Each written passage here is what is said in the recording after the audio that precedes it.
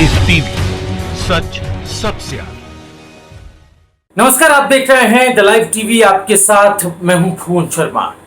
अब की बार रोकने वाली सरकार, जी हां, ये रोकने वाली सरकार है जो रोकती है पीड़ित परिवार को अंतिम संस्कार से, ये रोकती है पत्रकारों को न्यूज कवर करने से, ये रोकती है राहुल प्रियंका या कह लीजिए विपक्ष को हाथरस जाने से, ये रोकती है सच को बाहर आने से, दूसरों को डर के साए में जीने के लिए मजबूर कर देने वाली ये सरकार आज खुद डरी सहमी नजर आ रही है।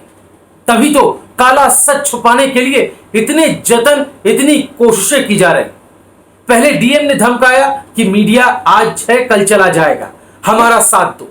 अब पीड़ित के परिवार वालों को बंधक बनाकर उनके फोन तक उनसे छीने जा रहा है ताकि वो मीडिया वालों से बात ना कर पाए, संपर्क ना साध पाए। आप सोचिए कि वो परिवार किस मानसिक हालत में, दबाव में होगा जिसने अभी अभी अपनी एक जवान लड़की को खोया है, जिसको मुखाग्नि तक परिवार वाले ना दे पाए। सिस्टम के सितम की दास्तां एक एक कर द लाइव टीवी आपको दिखा रहा है। बापू की जयंती के मौके पर सत्य अहिंसा की बात कर सत्ताधीश चाहे जितना ढूंढ कर लें, हकीकत छुपने वाली नहीं। ये खामोशी, ये रुकावट सदियां याद रखेंगे। सत्य का गला दबाने और हिंसा का खुला खेल खेलने वाली सरकार का इकबाल अब खत्म हो रहा है।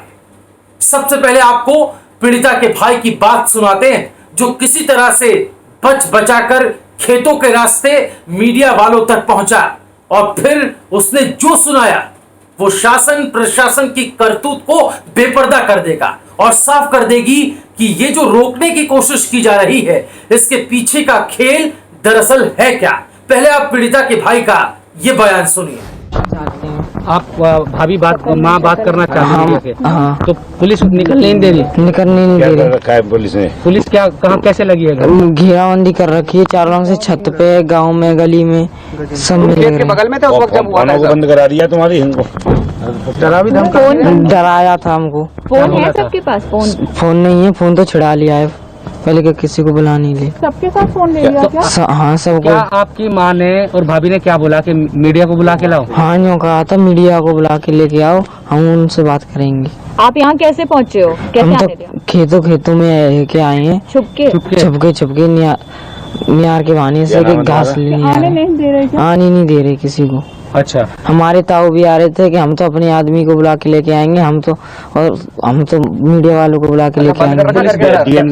धमकी दे रही है उनको धमकी दे रहे हैं, उनको मारा था, उनकी छाती पे लात मारा था, सो उनकी दर्द हो रहा है। किसको छाती पे लात? उनके डीएम सामने मारा। कल बेहोश हुए थे वो?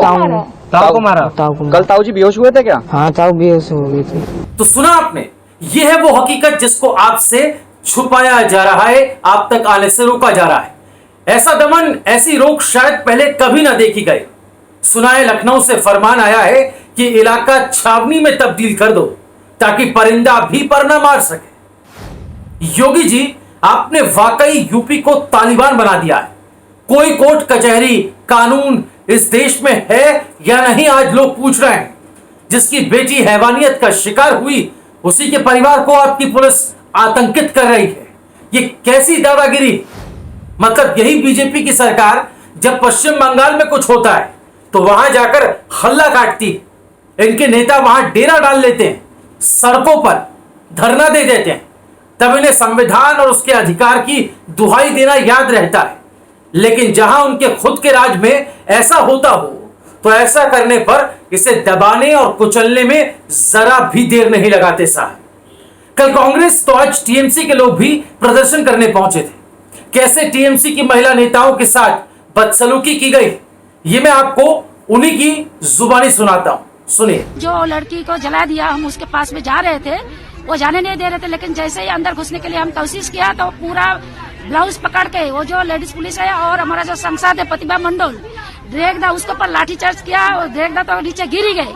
और जो प्रतिभा मंडल है उसके ऊपर जो जेंट्स पुलिस है उसका ऊपर सामने उसके हाथ में हाथ लगाया। उसके ममता ठाकुर नाम है इनका, टीएमसी की नेता है। बता रही है कि महिला पुलिस की गैर मौजूदगी में पुरुष पुलिस कर्मियों ने इन्हें रोका, कुछ मौकों पर बदसलूकी भी हुई है। ऐसा ही वाकया कल भी हुआ था, जब यमुना एक्सप्रेसवे पर कांग्रेस की महिला कार्यकर्ताओं के साथ पुरुष पुलिसकर्मियों ने बदसलूकी की, कपड़े तक फाड़ने के आरोप इन पुलिसकर्मियों पर लगे। तस्वीरें बराबर में मैं आपको दिखा रहा। द लाइव टीवी ने मौके पर ही उन महिला कार्यकर्ताओं से बात की थी। सुनिए क्या कहना था उनका। गोली मारो, गोली लाठी है, चलानी तो गोली चलाओ। शर्म नहीं आ रही तुम्हें? गोली चलाओ, शर्म आपको आनी चाहिए। आदमियों का डंडा मार रहे हो। तो इस तरह के और भी कई मौके हाल के हैं। चलिए एक तस्वीर आपको और दिखाते हैं। तस्वीरों में दिखाई दे रही ये महिला आम आदमी पार्टी की वॉलंटियर है, नाम है ईरम। अब कैसे ईरम को रोकने के लिए पूरी पुलिस का दस्ता लग गया, कैसे पुरुष पुलिस डंडे के सहारे, डंडे के डर से एक निहत्थी महिला को रोक रहे हैं, इस वीडियो में आप देखिए। और आम आदमी पार्टी की ये महिला नेता है, ईरम नाम है इनका। तो देखा आपने, एक महिला जिसकी सुरक्षा की जिम्मेदारी है पुलिस पर, वही उस पर अत्याचार करने लगती है। अब आपको दिखाते हैं एक महिला जिसकी सुरक्षा की दुहाई दी जाती, चुनाव में सत्ता में आने के बाद कैसे उस पर खामोशी की चादर ओढ़ ली जाती। सुनिए मोदी का वो बयान जब उन्हें आधी आबादी के सम्मान की बड़ी परवाह होती थी। उन्होंने कहा कि हम इस पर कदम उठा रहे हैं, तो क्या लगता है कि ये चिंता दिखाने से सब कुछ हल हो जाएगा? वैसे ये चिंता का विषय है, हम सब ने उसको सीरियस लेना ही चाहिए और मैं इसके ब्लेम करने की गेम में पड़ना नहीं चाहता इस विषय में। मैं इसे हमारी माताओं बहनों की डिग्निटी एक बहुत बड़ा इमोशनल इश्यू है और हमने इसको गंभीरता से लेना चाहिए और अबव पॉलिटिक्स होना चाहिए। जो बीजेपी है उसका आईटी सेल या कह लीजिए मोदी अंधभक्त आज हाथरस का बचाव ये कहकर कर रहे हैं कि कांग्रेस शासित राज्यों में भी तो रेप हो रहे हैं, उन पर सवाल क्यों नहीं उठाया जा रहा है। उन लोगों के लिए है उनके आका का ये बयान लंदन में अपने एक इवेंट में दिया था उन्होंने। अब भक्तों आप इसे ध्यान से सुनना कि कैसे प्रधानमंत्री नरेंद्र मोदी ने यह टिप्पणी की थी रेप को लेकर। आप मुझे कल्पना कर सकते हैं जब किसी छोटी बालिका पर बलात्कार होता है, कितनी दर्दनाक घटना है। लेकिन क्या हम ये कहेंगे कि तुम्हारी सरकार में इतने होते थे, मेरी सरकार में इतने होते हैं? मैं समझता हूं इससे बड़ा गलत रास्ता नहीं हो सकता है। बलात्कार बलात्कार होता है। जिन लोगों के लिए महिलाओं का आत्मसम्मान, उनका वोट बैंक पॉलिटिक्स का हिस्सा रहा हो, उनसे हाथरस मामले में इंसाफ की उम्मीद करना है बेईमानी, यकीन ना हो तो ये बयान सुन लीजिए। आप जब वोट करने जाएं तब पल भर के लिए उस निर्भया को याद करना जिसके कारण आपको दिल्ली की हर बहन बेटी याद आएगी और तब जाकर के कमल के निशान पर वोट दबाना। आप जब वोट करने जाएं तब उस गुड़िया को याद करना, आपको छोटी छोटी बच्चियां नजर आएगी, छोटे छोटे बच्चे नजर आएंगे।